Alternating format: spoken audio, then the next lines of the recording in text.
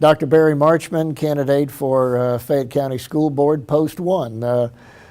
Dr. Marchman, a lot of voters are familiar with you, and yet we've got some that aren't. Could you start off by telling us a little bit about yourself? Yeah, I'll tell you a little bit about my work experience, my educational background, and a little bit about my family. Okay. So I started off my career working at Georgia Power as an engineer.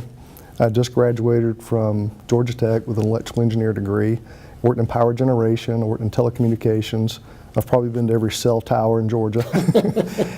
And during that process, I got interested in sales and business, and I went to work for General Electric, Ericsson Radio Systems, and I was more of a sales consultant with General Electric.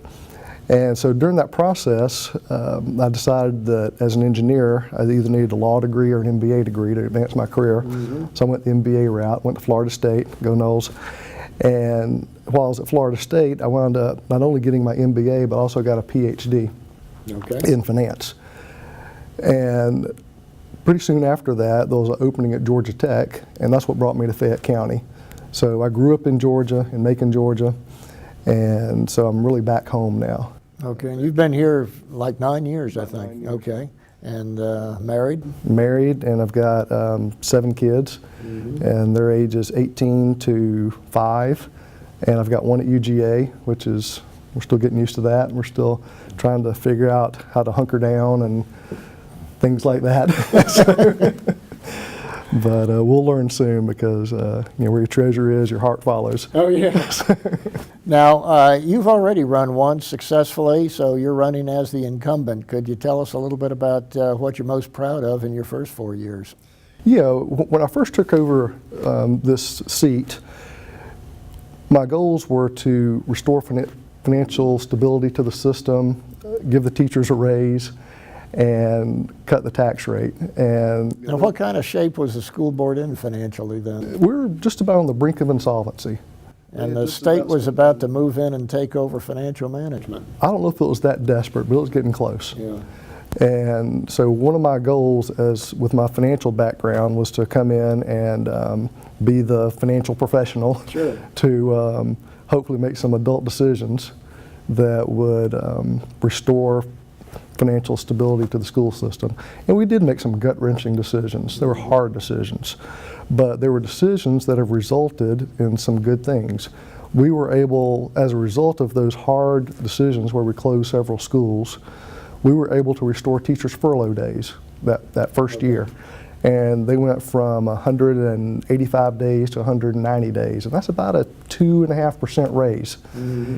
And right off the bat. And we couldn't have done that if we hadn't have made some tough decisions. And then we've given subsequent raises throughout the subsequent raises over the years, and it's been about a 10% compound raise over the time I've been on the board. And what's the status of the school system's finances now? We've got over $28 million in reserves. We've got a AAA credit rating. And I can say with confidence that everybody's job and position is secure. That's outstanding. We're not going to be taking back the raises. We're not going to be laying off people. You talked about your children. Have they gone through the public schools here in Fayette County? No, we made a decision a long time ago, before anybody ever asked me to run for this office, to do life a certain way with our children. And it was real important for us, for our children to have a Christian-based classical education. And so that's what we've been doing for many years before somebody asked me to run for this office. And I thought the same thing a lot of people think. There's no way people are going to vote for somebody like me because my kids aren't in the system. And so I argued with the committee that was trying to recruit me, and they convinced me that this position is not PTO president. This position is an executive position that hires the CEO of the school system and helps him manage a $200 million enterprise with 20,000 students that they serve and over 3,000 employees. It's more of an MBA type job. So you recognize that the responsibilities of the board of which you would become a member have less to do with the direction of the academics that are handled by the superintendent than the fiscal responsibility in hiring and so forth with that superintendent. Right. You really brought two qualities to the table. One is your financial background, and the other is you are an educator. Right. And so one of the things I learned at Georgia Tech is how to solve problems you've never seen before. and so that's advantageous in any field. Oh, yeah. And then when you go through an MBA program, you learn law, you learn strategy, you learn finance, you learn marketing, and all these things are needed in an executive type position like this.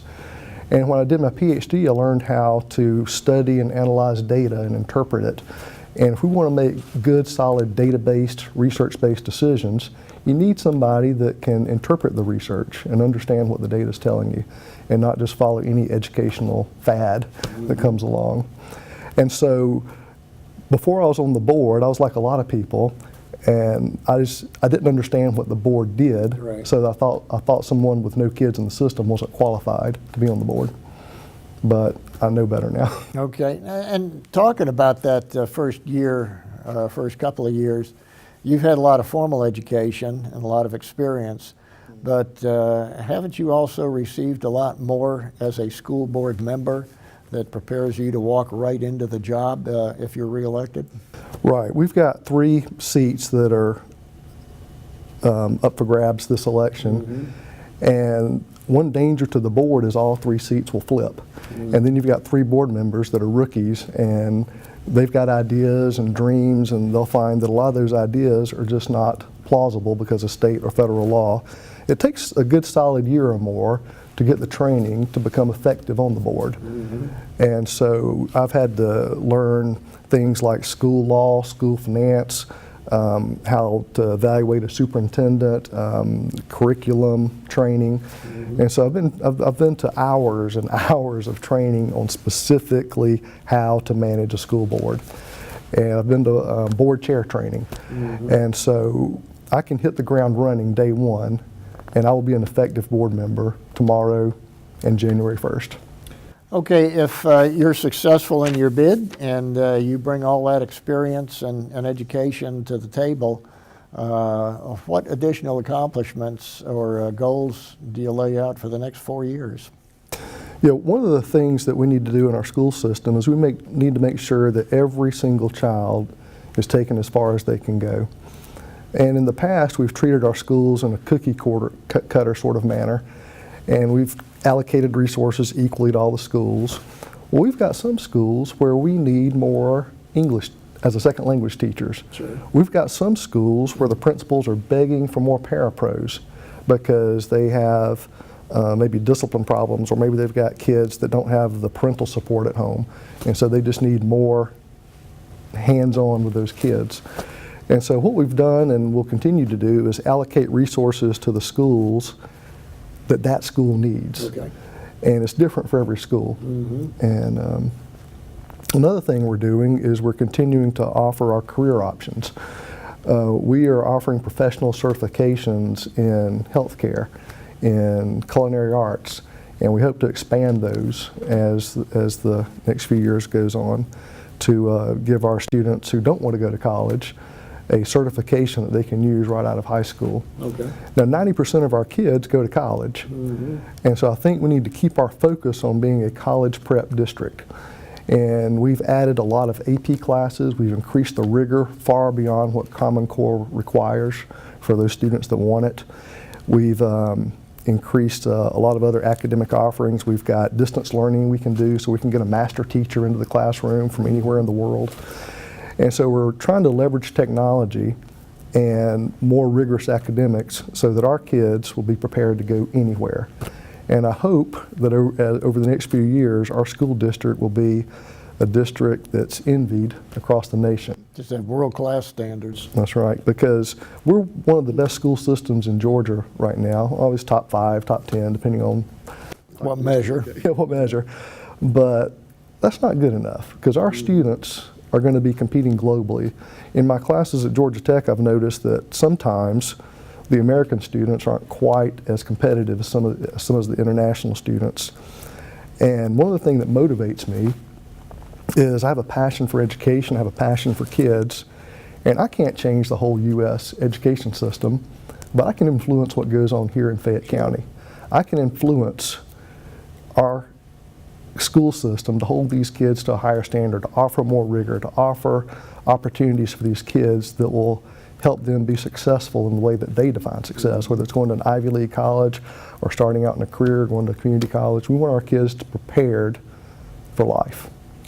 And I think from what you've just told me that one big advantage you've got over your opponent is as a professor at Georgia Tech, you can see the product of the public school systems that's coming in and have that in your toolkit to find out what kind of adjustments you may want to influence back here in the public school system. Could you also talk just a little bit about internships, giving students an opportunity to actually get their feet wet in their chosen career field to see if that's what they really want to do or not? Are we doing that in Fayette County? Yeah, one of the things that we did just recently is we hired Virginia Gibbs. A lot of people might know her from Chamber of Commerce. Sure. And her job is to develop those partnerships between businesses and our students and develop those internships. There's an amazing program in Carroll County that Southwire brings kids to their factory, and they can school at the factory, they can work at the factory, they get higher hourly wages when they turn their homework on time, when they come in on time. And we're not going to do a full-blown model like that, but we'd like to do mini models like that where we take kids to the workplace. And right now, our healthcare program is at what we call our Centers of Innovation. We hope to eventually move that to the hospital. Our culinary arts is currently at the Center of Innovation. We hope to move that to a restaurant or a hotel facility somewhere. We want our students to be on a work site, getting an education and learning how to work at the same time. And I know we've got a big presence here in Fayette County with the movie industry. Are we accommodating students' desires in that area? You know, one of the things that we can crow about is we have the first digital animation curriculum in Georgia. In fact, we wrote the digital animation curriculum for the whole state of Georgia. And we teach students how to create cartoons or scientific animations. They can make these animations where there's a heart beating or it's coming apart or you know, medical engineering. It's not just about cartoon land. Sure, sure, yeah. But the animation they're doing is complementing the things they're learning on in the classroom. And when Pinewood brings their post-production facilities to Fayette County, I think we'll have a lot of students that are ready to plug into that because of some of the experiences they've had in Fayette County schools. Have a stream of talent ready to go in there. That's great. And maybe that would help retain some of the graduates right here in the county. Another one of the things that I'm really proud of is we have an engineering program, and we're the only school system in the state that has this engineering program from K all the way to 12. It's called Project Lead the Way, and it's a STEM-based program where kids are learning civil engineering. STEM is? Science, technology, engineering, math. Okay. And STEAM is, you had the A for arts. Okay. So you know, we're real proud of being one of the first ones to have it all the way through our curriculum from top to bottom. And I think that's going to prepare our students to, as the program title says, lead the way in the future, because we're trying to prepare our students for a future that we can't even predict what it will be. Jobs that hadn't been created yet. That's right. Yeah, yeah. But if they have, that's one of those challenges you learned about in the PhD program at Georgia Tech. That's right. But if we can give them rigorous academics and some solid technical skills, I think they'll put them on a good path. Dr. Marchman, in addition to the engineering, which we've already talked about, you mentioned the A that turns STEM to STEAM and the arts. What's the board done in that direction? Bob, one of the things I'm most proud of is our relationship with Woodruff Arts Center. And that's a relationship that came to be because of actions that the board took. And through this relationship with Woodruff Arts Center, our students, our teachers are getting to interact with world-class artists. And it's just an amazing thing for our art teachers to be trained by world-class artists. It's an amazing thing for our students to get to go to these art exhibitions, these performing art shows, these workshops. They learn how to be an artist by world-class artists. And that, I'd like for the board to develop more relationships like that so our students can have more opportunities, not only in the arts, but also engineering and also another industry. But that's one of the things that the board has done, and hopefully the type of things the board will continue to do. Well, that sounds tremendous, and we appreciate your vision on that. Thank you. You come from an engineering background, and you've talked about some of the accomplishments we've got here with STEM and STEAM and so forth. I think we've also got a team of students at one of the schools that was programming drones and entered into a national competition. How'd that turn out? Our drone team at Booth Middle School took second place in the nation, not the state, Entire United in the States. nation. And this is the first year they've done that. First year. And I'm just so proud of those students and the parents and the teachers that advise them. So that's quite an accomplishment. And in fact, Booth is almost certified as our first STEM school. Wow. And we've got one more step, one more evaluation, and then that will be our first STEM school. We've got several other schools that are also in process of becoming STEM schools. It's a 3-year process, and by the end of next year, we hope to have several STEM certified schools. Are they scattered throughout the district? Yes, sir. Okay, that's great. Some elementary, some middle, some high.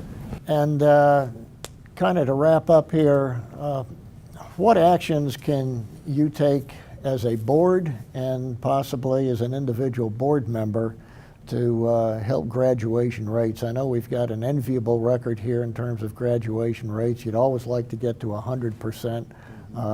Is there any opportunity there that you'd like to move into in your next term?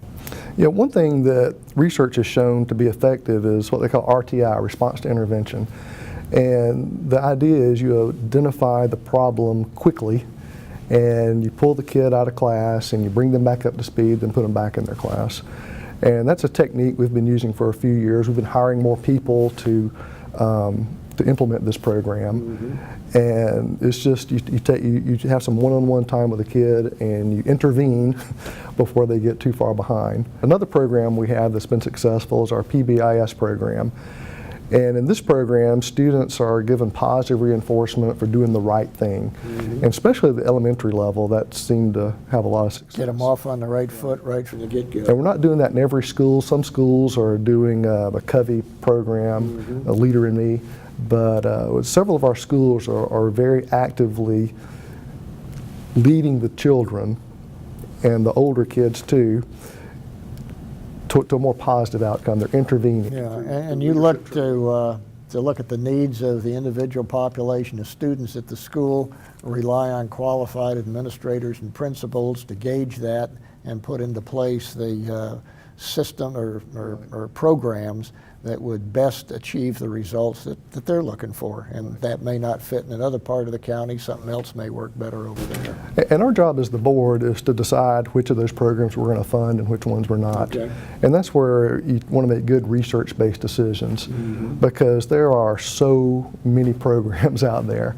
And we want to bring in the programs to our students that actually work, that have been proven to work over time.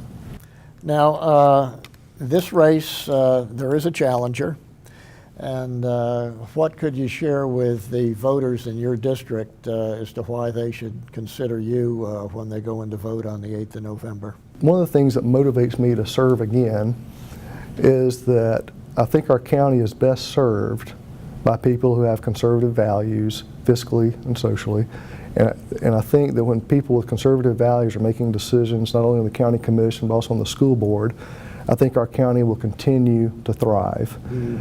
When you see what happens in counties and cities where the other side starts making the decisions, and those policies of liberalism and socialism just don't seem to. You have an erosion that goes on. Okay. Well, listen, we thank you so much for stopping by and taking time from your school responsibilities, your school board responsibilities, and your family responsibilities, and sharing that information with the voters. Dr. Barry Marchman, conservative candidate for Post 1 Fayette County School Board. Thank you. Thank you.